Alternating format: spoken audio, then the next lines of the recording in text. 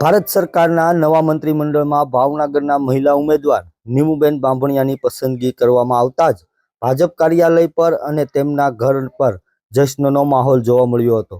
ગુજરાતના એકમાત્ર મહિલા ઉમેદવાર નીમુબેન બાંભણિયાને મોદી સરકારના મંત્રીમંડળમાં સ્થાન મળ્યું છે। નીમુબેન બાંભણિયા પ્રથમ વખત લોકસભાનું ઇલેક્શન ભાવનગર ખાતેથી લડ્યા હતા અને 4.5 લાખની લીડ સાથે મેદાન માર્યું। મોદીના મંત્રીમંડળમાં સ્થાન મેળવવાથી આવનારા સમયમાં ભાવનગરના વિકાસને 4 ચાંદ લાગશે।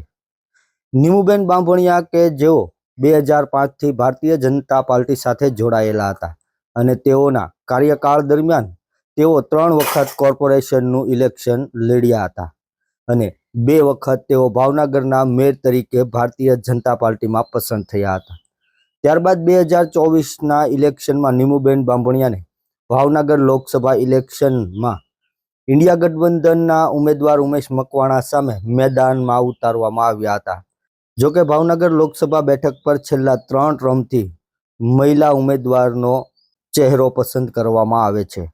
અગાઉ 2 ટર્મ ભારતીય જનતા પાર્ટીના ઉમેદવાર ભારતીબેન શિયાળ સાંસદ તરીકે ભાવનગરનું પ્રતિનિધિત્વ કરતા હતા, ત્યારે 2024ના ઇલેક્શનમાં નવા ચહેરા તરીકે ભારતીય જનતા પાર્ટીએ નીમુબેન બાંભણિયાના નામ પર મોહર લગાવી હતી અને આ ઇલેક્શનમાં તેઓએ ચૂંટણી લડીને 4.5 લાખથી વધારે લીડથી જીત મેળવી હતી। સાથે જ નીમુબેન બાંભણિયા ભાવનગરના રાજકીય કારકિર્દીમાં ભાજપ માટે નિર્વિવાદિત ચહેરો રહ્યો છે।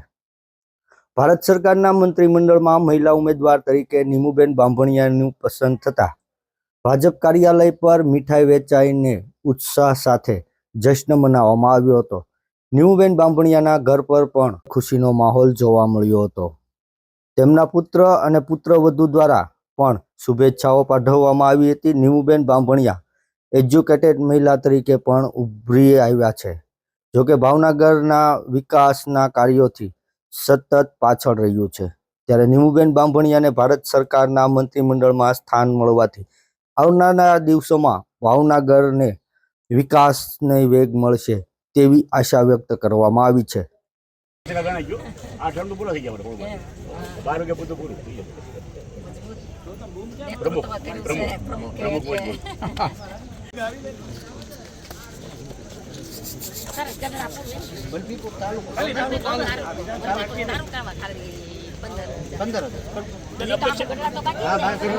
આપી દીજો।